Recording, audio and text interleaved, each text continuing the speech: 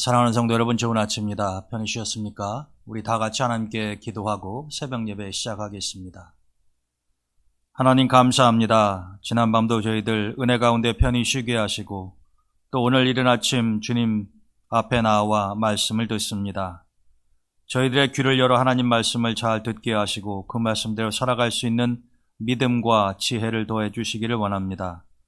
오늘 하루도 우리 동대문의 모든 가족들을 하나님이 지키시며 눈동자와 같이 보호해 주시기를 원합니다. 각 가정이 평안하게 하시고 우리 동대문 교회를 하나님이 만세반석위에 세우시며 코로나19로 인하여서 힘들어하는 모든 국민들에게 하나님께서 위로를 더하시고 이 모든 재앙이 속히 지나갈 수 있도록 역사해 주시옵소서. 예수님의 귀하신 이름으로 감사하며 기도드립니다. 아멘. 오늘 주신 하나님의 말씀은 창세기 47장 13절에서 26절입니다. 기근이 더욱 심하여 사방에 먹을 것이 없고 애굽 땅과 가나안 땅이 기근으로 황폐하니 요셉이 곡식을 팔아 애굽 땅과 가나안 땅에 있는 돈을 모두 거두어 들이고 그 돈을 바로의 궁으로 가져가니 애굽 땅과 가나안 땅에 돈이 떨어진지라. 애굽 백성이 다 요셉에게 와서 이르되 돈이 떨어졌사오니 우리에게 먹을 거리를 주소서. 어찌 주 앞에서 죽으리이까. 요셉이 이르되 너희의 가축을 내라. 돈이 떨어졌은즉 내가 너희의 가축과 바꾸어 주리라. 그들이 그들의 가축을 요셉에게 끌어오는지라. 요셉이 그 말과 양떼와 소떼와 나귀를 받고 그들에게 먹을 것을 주되 곧 그 모든 가축과 바꾸어서 그 해 동안에 먹을 것을 그들에게 주니라. 그 해가 다 가고 새 해가 되매 무리가 요셉에게 와서 그에게 말하되 우리가 주께 숨기지 아니하나이다. 우리의 돈이 다하였고 우리의 가축대가 주께로 돌아갔사오니 주께 낼 것이 아무것도 남지 아니하고 우리의 몸과 토지뿐이라. 우리가 어찌 우리의 토지와 함께 주의 목전에 죽으리이까. 우리 몸과 우리 토지를 먹을 것을 주고 사소서.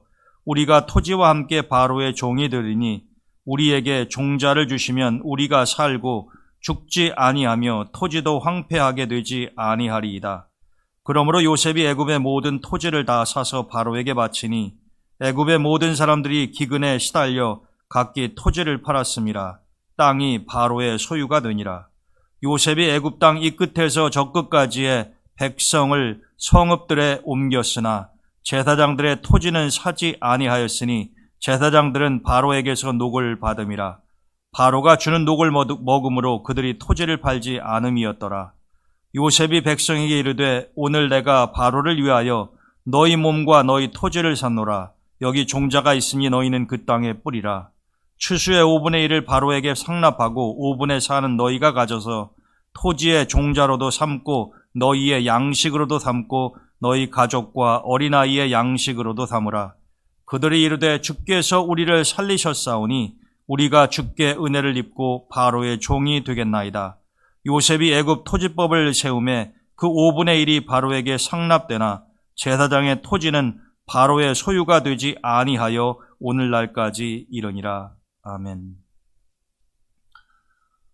우리가 지난 시간에 요셉이 형들과 만나서 아주 오랜만에 자신의 정체를 드러나고 화해하는 모습을 살펴보았습니다. 요셉이 누구인가를 알았던 형들은 공포에 질렸겠지요.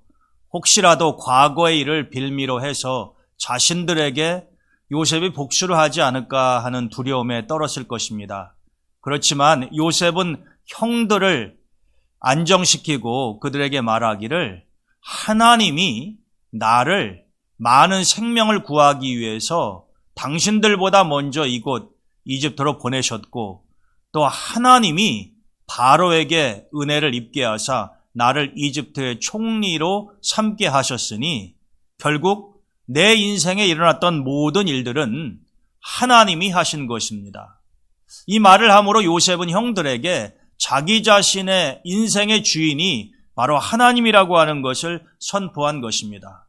물론 요셉의 삶에 개입된 사람들이 많이 있죠.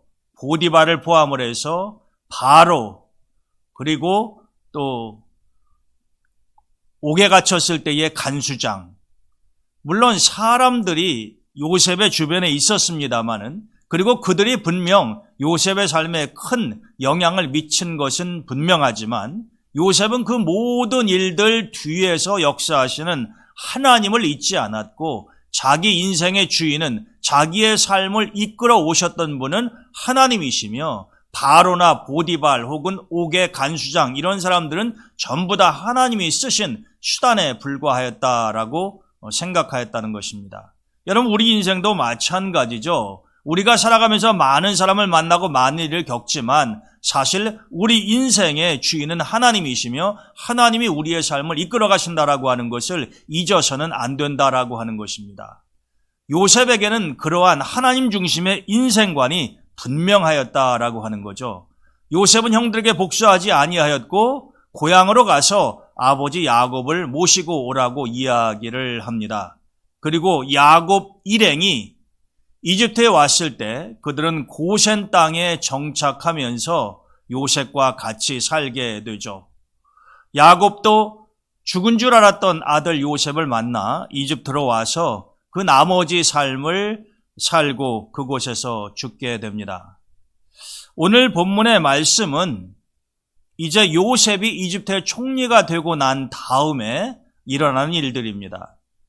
여러분, 요셉이 형들을 만난 것은 7년 풍년 세월이 지나고 흉년이 2년째로 접어들던 때였습니다. 하나님은 꿈을 통해서 분명히 말씀하지 아니하셨습니까? 이집트뿐만 아니라 온 세상에 7년 동안 풍년이 들고 또 그 이후에는 7년 흉년이 들 것이다. 여러분, 여기에서 우리가 생각해 봐야 할 점이 있습니다. 그 당시에 이 바로의 꿈을 통해서 하나님이 말씀하셨던 7년 풍년과 7년 흉년, 이것은 비단 이집트에만 국한된 것이 아니었다라고 하는 것입니다. 여러분, 자연현상이라고 하면 그렇지 않습니까? 어느 한 나라, 한 지역에만 영향을 미칠 수 없는 것이잖아요. 그러니까 이집트에 7년 풍년이 들었을 때 분명히 그 주변 다른 지역들도 농사가 잘 되고 하나님이 좋은 날씨를 주셨으니까 말입니다. 풍년이 들었을 가능성이 높지 않습니까? 그런데 그 나라들은, 그 나라의 지도자들과 백성들은 그 풍요로운 7년 세월이 지나고 난 다음에 끔찍한 7년 흉년의 때가 올 것이라고 하는 것은 상상하지 못했을 것입니다. 그렇기 때문에 7년 흉년이 들었을 때에 온 나라 사람들이 다 이집트에 양식을 구하러 왔다고 성경은 증언하지 않습니까? 여러분, 지금 먹을 것이 넘쳐나고 풍년의 세월인데 앞으로 몇 년 후에 흉년이 들 것이라고 하는 것을 예상해서 양식을 모아 저장하고 흉년을 대비한 지도자들이 몇이나 되겠습니까? 요셉 당시에는 그런 사람들이 없었다는 거죠. 그러니까 그들은 양식을 구하기 위해서 이집트로 올 수밖에 없었다라고 하는 것입니다. 제가 주일에도 말씀드렸습니다마는 주님께서 너희는 천기를 분별하듯이 시대를 분간하라고 말씀하지 아니하셨습니까? 우리의 삶이라는 게 그렇잖아요. 언제든지 우리의 인생에 풍년만 있을 수는 없습니다. 복 속에 화가 들어있고 화 속에 복이 들어있다는 말이 있죠. 언제나 우리가 축복만 받으며 살아갈 수는 없는 것이고 우리의 삶이라고 하는 것이 롤러코스터와 같아서 올라갈 때가 있으면 내려갈 때가 있는 것 아닙니까? 인생에 힘든 오르막길이 있으면 평탄한 길도 있고 내려가는 길도 있는 것과 마찬가지다라고 하는 것입니다. 그래서 지혜로운 사람은 풍년의 세월에 평안한 때에 흉년을 준비한다라고 하는 것이죠. 우리의 인생이 어떻게 바뀔지 모르니까 말입니다. 주님께서 말씀하신 시대를 분간하라고 하는 것도 같은 맥락에서 우리가 이해할 수 있다라고 하는 것입니다. 그런데 요셉 이외에는 다른 나라의 지도자들이 이 시대를 분간하지 못하고 그저 지금이 풍년이니까 아무런 걱정이 없이 먹고 마시고 즐길 만큼 여건이 허락이 되니까 미래를 생각하지 않았다라고 하는 것입니다. 그러나 풍년은 7년으로 끝났고 그 다음에는 흉년의 어려운 시기가 돌아왔다라고 하는 거죠. 형들도 양식을 구하기 위해서 흉년 2년 차에 이집트에 왔다가 요셉을 만나게 된 것인데 앞으로도 5년이라고 하는 긴 세월이 남아있지 않습니까? 오늘 본문의 말씀은 이제 이 흉년이 계속 2년 차를 지나서 3년, 4년, 5년으로 진행될 때의 상황을 이야기하고 있는 것입니다. 여러분, 백성들이 돈이 있으면 그 돈을 가지고 양식을 사지만 이제 흉년이 길어지다 보니까 돈도 다 떨어지게 되었다라고 하는 거죠. 그래서 요셉에게 와서 이야기합니다. 주여, 우리에게 돈도 다 떨어져서 양식을 살 돈도 없는데 어떻게 우리에게 양식을 나눠주시면 안 되겠습니까? 그렇게 이야기했더니 요셉이 공짜로 이집트의 백성들에게 양식을 나누어주는 것이 아니라 그러면 너희들 가축을 가지고 와라. 그러면 내가 대신 먹을 양식을 주겠다. 이렇게 이야기합니다. 백성들이 어쩔 수 없이 자기들이 정말로 애지중지하는 가축을 가지고 와서 양식과 바꾸게 되었죠. 근데 그게 얼마나 가겠습니까? 흉년은 계속 진행이 되고 있는데 말입니다. 그러니까 그 다음에 또 요셉을 찾아와서 이야기를 합니다. 이제 우리에게는 가축도 없습니다. 그랬더니 요셉이 그러면은 너희들이 토지를 나한테 팔아라 이렇게 이야기를 하지 않습니까? 여러분, 지금 먹을 양식보다도 더 귀한 것은, 중요한 것은 아무것도 없지 않겠습니까? 우선 산 목숨에 거미줄 칠 수는 없으니까 자신들의 생명과도 같은 토지, 이제 가축 팔고 난 다음에 토지가 남았다라고 하는 거죠. 자신의 몸뚱아리만 남았다는 거예요. 그러니까 요셉과 그렇게 계약을 맺지 않습니까? 이제 우리가 바로의 노예가 되겠고 또 우리의 토지도 다 당신에게 맡길 테니 우리에게 먹을 것을 달라고 말입니다. 그래서 요셉이 이집트 백성의 모든 토지를 다 사들이고 먹을 양식을 그들에게 주었습니다.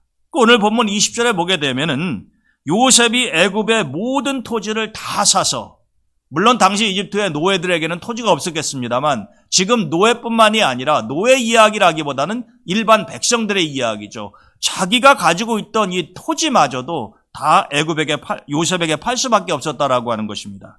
근데 요셉이 그 모든 토지를 사들여서 바로에게 바치니, 여러분, 굉장히 인상적인 대목입니다. 요셉은 지금 절대 권력을 행사하고 있는 총리인데 일절 자기 자신의 사리사욕을 위해서 이득을 취하거나 뒤로 빼돌리거나 비자금을 조성하거나 그렇지 않죠. 백성들의 모든 토지를 사서 아주 성실하게 모든 것을 다 이집트 제국의 주인인 바로에게 바쳤다라고 하는 것입니다.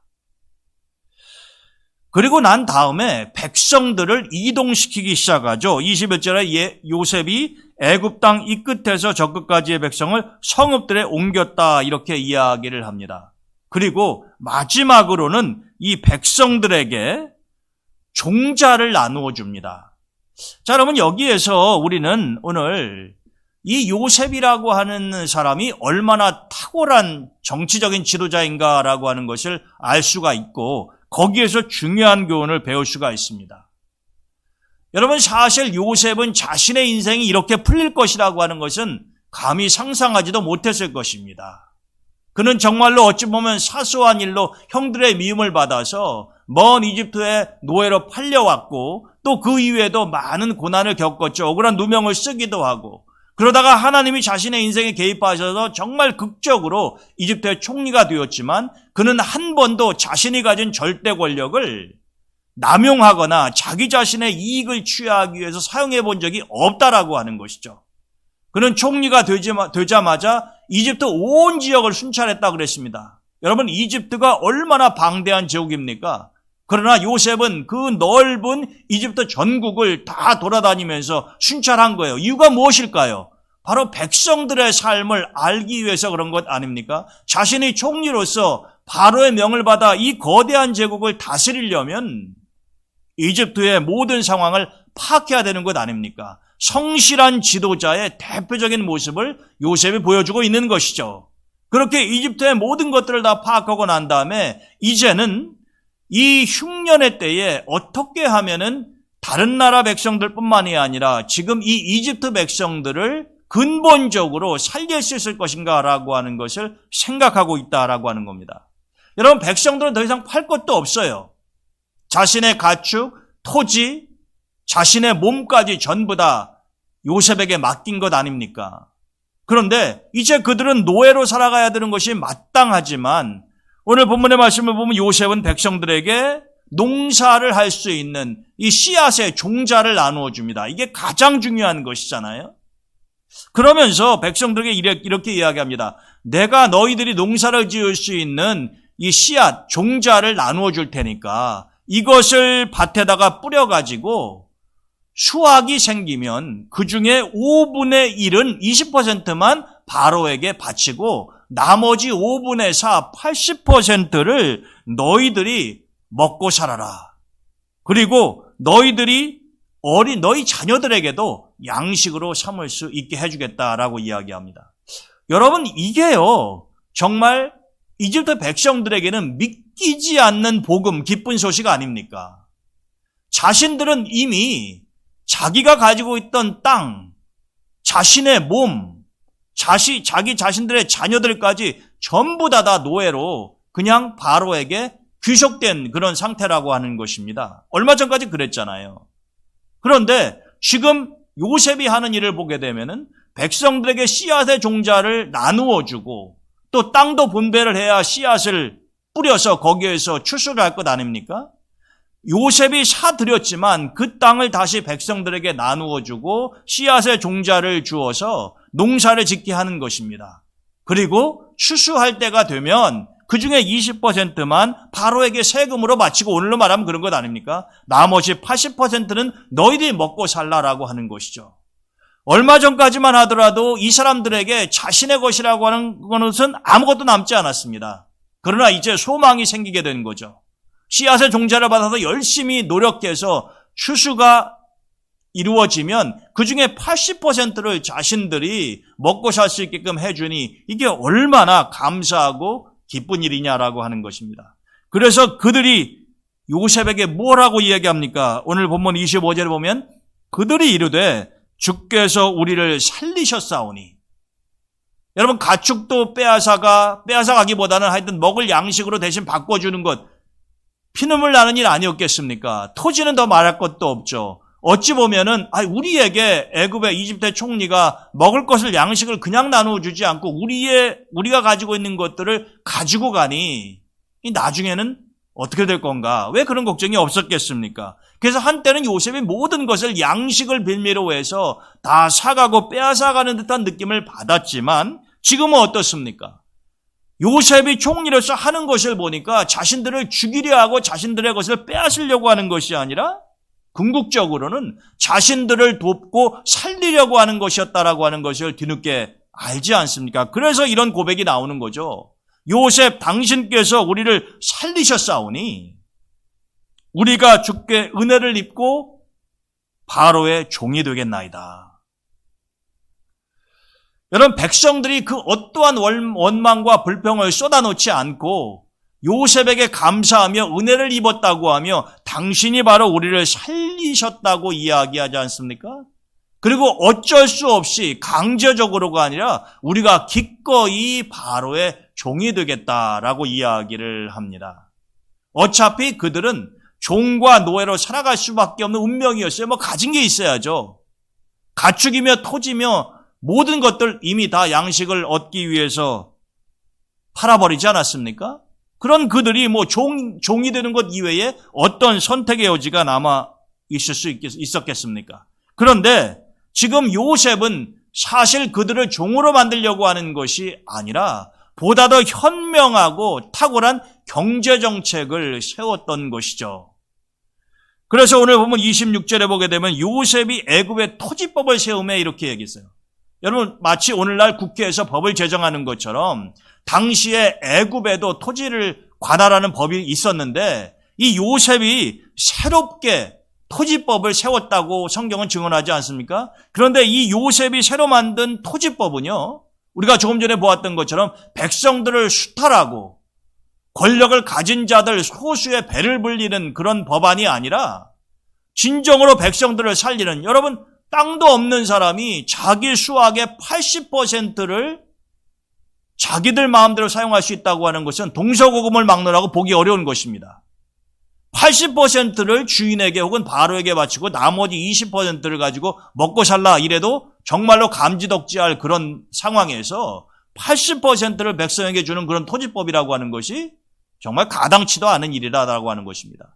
근데 요셉은 그것을 했다는 거죠.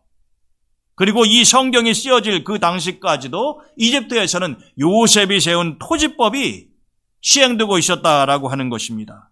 그 5분의 1이 바로에게 상납되나 이렇게 돼 있잖아요. 나머지는 백성들이 마음대로 사용할 수 있게 되었다라고 하는 것입니다. 여러분, 우리가 오늘 본문의 말씀을 통해서 오늘날의 지도자들도, 그게 한 나라를 다스리는 대통령이 되었던 회사의 회장님이 되었던 많은 사람들을 거느리고 그들의 생명과 생활, 삶을 책임지는 지도자라고 한다면 요셉에게서 이 탁월한 지도력을 반드시 배울 필요가 있다라고 하는 것을 알 수 있습니다. 이 요셉의 지도력은요, 요셉의 정치력은 백성을 살리는 데 초점이 맞춰져 있었습니다. 자기 자신의 이득을 취하고 자기의 미래를 위해서 무언가를 준비하는 그런 리더십이 아니라 어찌하든지 근본적으로 백성들을 돕고 살리는 그러한 정치력과 리더십을 요셉은 가지고 있었다라고 하는 거죠. 요한복음 10장 10절에 보면 주님께서 이런 말씀을 하세요. 사단은 도둑질하고 죽이지만 주님은 생명을 살리고 그 삶을 더 풍성하게 하신다. 인자에 온 것은 양으로 생명을 얻게 하고 더 풍성히 얻게 하려 하심이라고 주님 말씀하지 아니하셨습니까? 반면에 사단은 우리의 것을 빼앗고 궁극적으로는 우리를 죽이려고 하는 방법을 사용하고 우리를 그런 죽음의 구렁텅이로 내몰지요.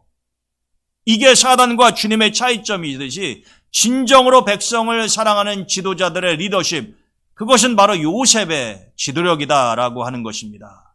그는 어찌하든지 이집트의 백성들이 이 흉년의 때를 잘 지낼 수 있을 것뿐만이 아니라 토지법을 새로 만들었으니 이제는 더 이상 흉년이 끝나도 누구에게 수탈당하지 아니하고 소득의 80%를 가족과 함께 먹고 살 수 있게 해주었으니 이것은 흉년이 들었든 아니면 풍년이 왔든 그 기본적인 것은 바뀌지 않기 때문에 이제 백성들은 안심하고 평안하게 성실하게 농사를 지으면서 살아갈 수 있는 길이 열리게 되었다라고 하는 것입니다. 이것이 중요한 것이죠. 근본적인 문제를 해결해 주는 것. 그러니까 여러분, 이렇게 몇 년 동안이나 흉년이 들고 자신들의 가축, 토지 다 팔아넘겼으면은요, 그래도 먹을 것이 남지 않으면 어떻게 됩니까? 그 다음 수순은 우리가 흔히 보듯이 폭동이 일어납니다.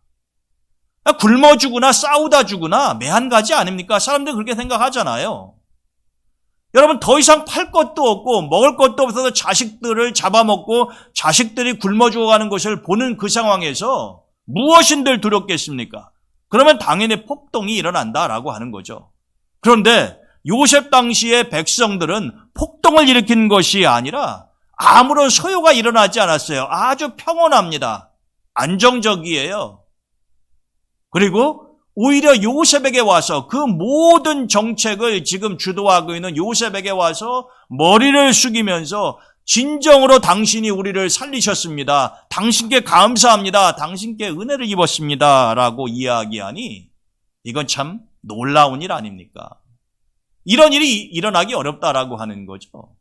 근데 그렇게 백성들이 감동을 받은 이유가 무엇이에요? 요셉이 바로 아무런 사리사욕을 취하지 아니하고 자신의 권력을 남용하지 아니하고 자신이 가진 힘을 오로지 이집트라고 하는 나라와 그 백성들을 위해서 사용했기 때문에 그러한 것입니다. 여러분, 훗날 우리가 이제 나중에 살펴보겠습니다만 요셉은요, 또 요셉의 자녀들은 이집트에서 대대로 뿌리를 내리고 잘 먹고 잘 살지 않습니다. 총리의 자손들로서 말입니다. 그런 얘기가 성경에 나와 있지 않아요. 심지어는 이렇게 온 이집트 백성들의 사랑과 존경을 받았던 요셉도 무엇라고 유언을 남깁니까? 하나님께서 반드시 너희들을 이 땅에서 나가게 하실 날이 올 텐데 그때가 되면 내 시신을 수습해서 이집트에서 가지고 나가달라고 이야기하지 않습니까? 요셉의 이러한 유언이 나중에 모세 시대 때에 이루어지잖아요. 그러니까 여러분, 요셉은 사실 자기가 이집트에서 살다가 이집트에 묻히고 20대에서 거의 100여 년 살았잖아요. 이제는 이름도 사브낫 바네아라고 바로가 이집트식으로 바꿔주지 않았습니까? 그러니까 그곳에서 대대로 뿌리를 내리고 얼마든지 살 수 있어요. 그러려면은 자기의 후손들, 미래 세대를 생각하면서 많이 또 모아놔야 되겠죠? 비자금도 조성을 하고 숨겨놓고 그래야 될 것 아닙니까? 근데 요셉은 그런 걸 전혀 하지 않았다라고 하는 거죠. 백성들이 그것을 왜 모릅니까? 여러분, 오늘날도 정치인들이 하는 술수와 그 술책들을 백성들이 모릅니까? 국민들 다 알아요. 그러면 존경하지 않죠. 진심으로 마음으로 존경하고 싶은 생각이 들지 않지 않습니까? 근데 여러분, 오늘 본문의 말씀을 보면 이집트의 백성들은 요셉에게 진심으로 감사하잖아요. 여러분, 이런 놀라운 힘은 어디에서 나오는 것일까요? 옛날이나 지금이나 근본적인 것은 변하지 않는데 요셉이 이렇게 할 수 있었던 이유는요, 욕심을 부리지 않기 때문에 그러해요.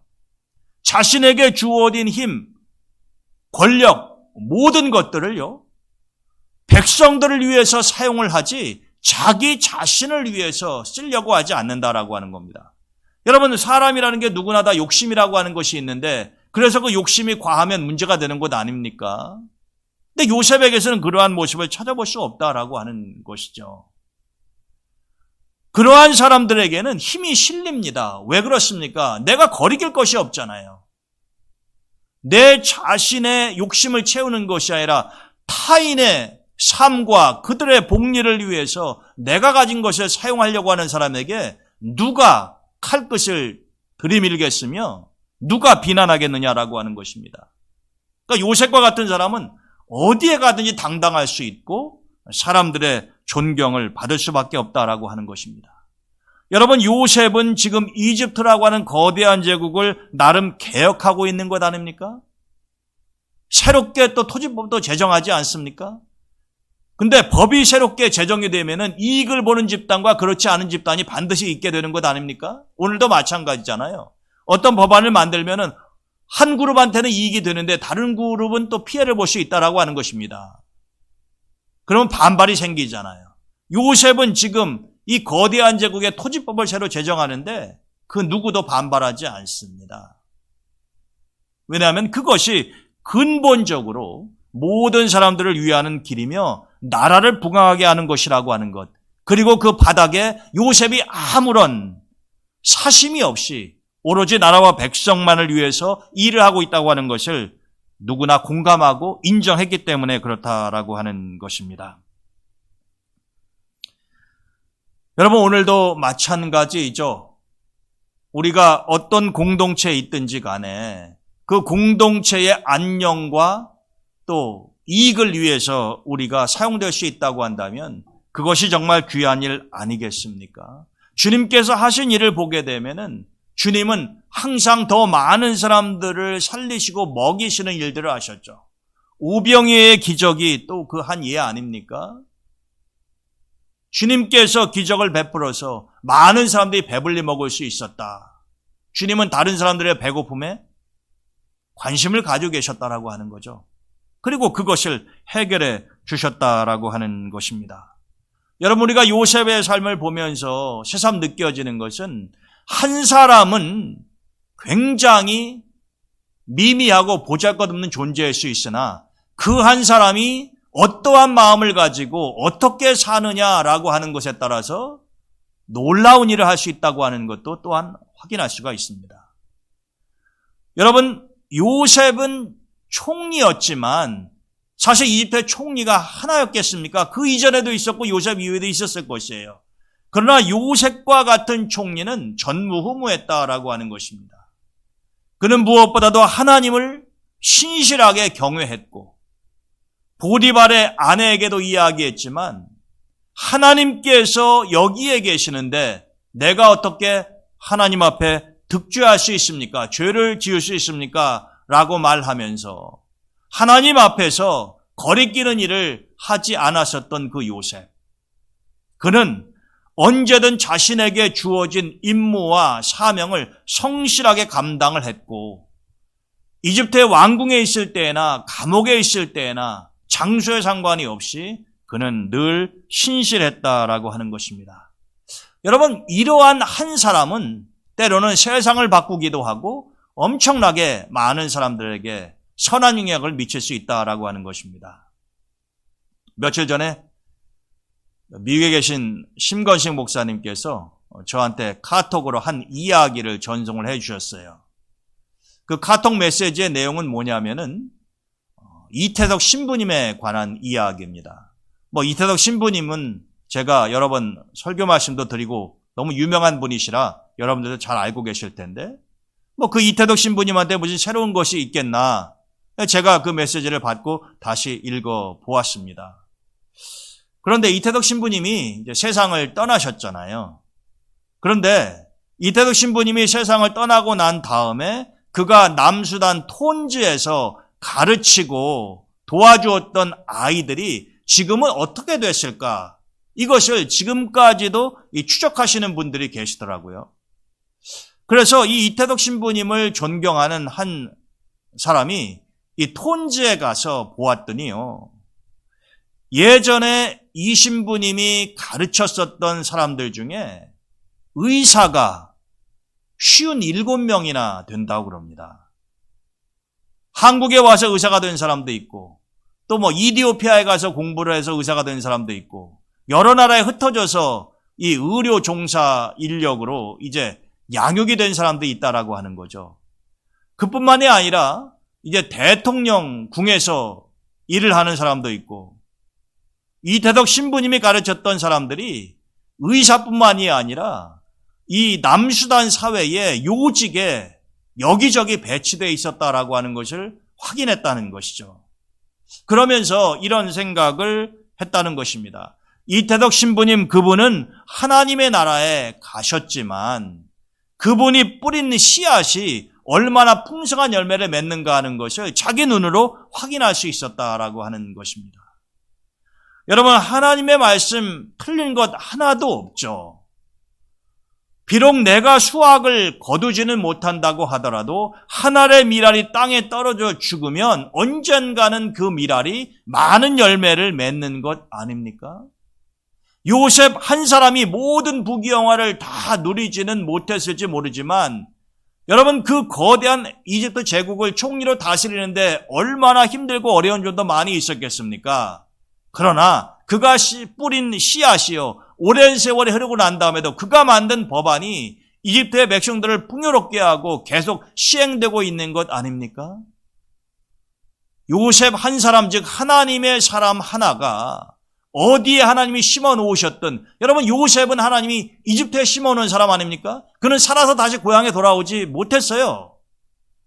그런데 그 장소는 전혀 중요하지 않습니다. 나라는 중요하지 않아요. 하나님의 사람들은 하나님이 어디에 심어 놓으시든지 간에 그곳에서 빛을 발하며 하늘에 썩어지는 밀알이 되면 되는 것입니다. 하나님의 말씀을 전하는 사역자, 목사들에게 있어서 어느 교회의 담임 목사가 되느냐라고 하는 건 중요하지가 않아요.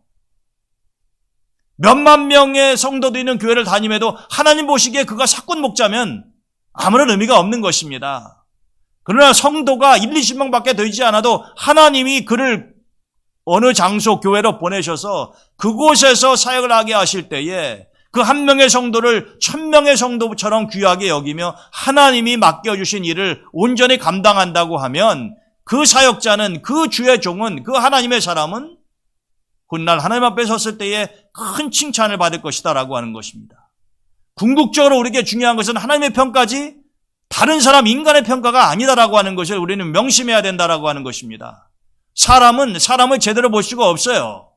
그렇기 때문에 사람의 평가는 하나님처럼 완벽할 수가 없습니다. 잘못된 평가가 많이 있을 수 있다는 것이죠. 그러나 하나님은 실수가 없으시고 모든 것을 아시며 완벽한 분이시기 때문에 훗날 우리가 하나님 앞에서 그분에게 착하고 충성된 종이라고 하는 이야기를 듣는 것이 진짜다라고 하는 것입니다. 이태석 신부 같은 사람도 그것을 확실하게 믿었기에 누구도 알아주지 않고 또 훗날 자기가 기른 아이들이 수십 명의 의사로 변화가 되고 남수단의 중요한 요직에 자리를 잡게 되는 것, 그런 거 이태석 신부님이 어떻게 알겠습니까?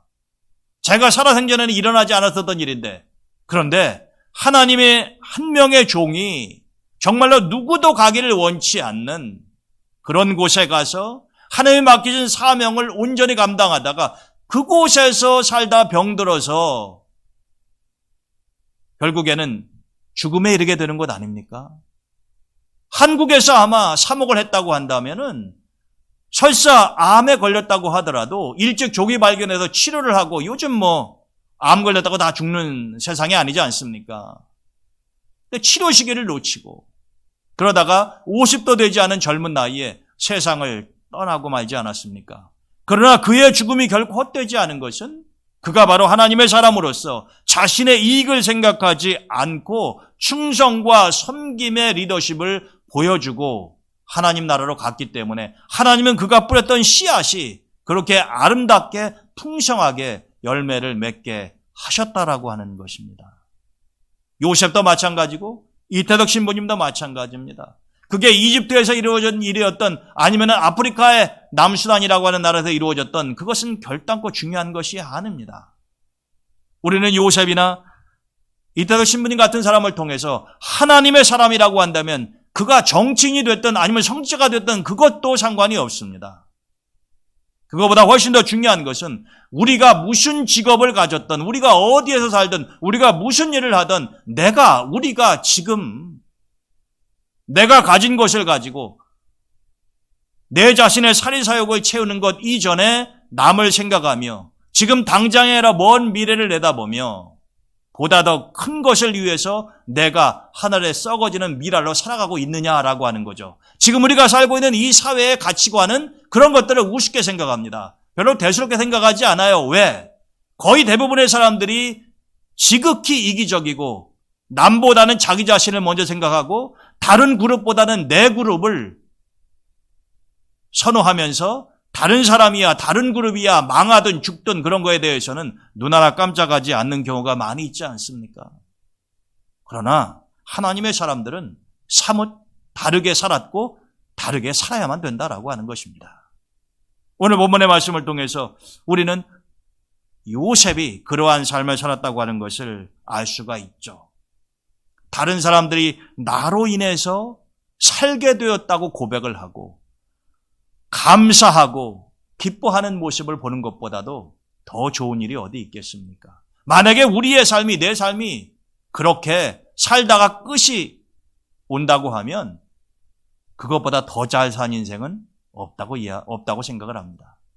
저는 우리 동대문교회 성도 여러분들 하나님 앞에서 남은 인생을 그렇게 사시다가 천국 가셨으면 좋겠습니다. 이 시대를 분간할 줄 아는 지혜를 달라고 하나님에게 기도하시고요. 우리가 잘못된 시대의 흐름에 휩쓸리지 아니하도록 성령님께서 나의 삶의 발걸음을 인도해 달라고 간구하시면서 하나님께서 기뻐하시는 삶을 사는 우리 동대문교회 성도 여러분이 되시기를 주님의 이름으로 축원드립니다. 네, 오늘 하루도 주님의 은혜 가운데 좋은 날 되시기를 바랍니다. 내일은 성일입니다. 5월은 특별히 가정의 달이기도 한데 여러분들 기도하실 때 우리 동대문 모든 가정들이 평안하게 해달라 간구하시고 또 우리 자녀들이 어지럽고 혼란스러운 세상에서 죄악된 길로 가지 아니하고 하나님의 사람처럼 요셉과 이태덕 신부님 같은 하나님의 사람들로 성장해서 존귀하게 쓰임받게 해달라고 또 기도하시면 좋을 것 같습니다. 제가 기도하고 오늘 새벽 예배 마치도록 하겠습니다. 하나님 감사합니다. 오늘 이 새벽에도 요셉의 삶을 통해서 저희에게 귀한 진리를 깨닫게 하셨으니 들은 말씀대로 살 수 있도록 성령님께서 우리의 삶을 주관하시고 이끌어 주시옵소서. 예수님의 귀하신 이름으로 감사하며 기도드립니다.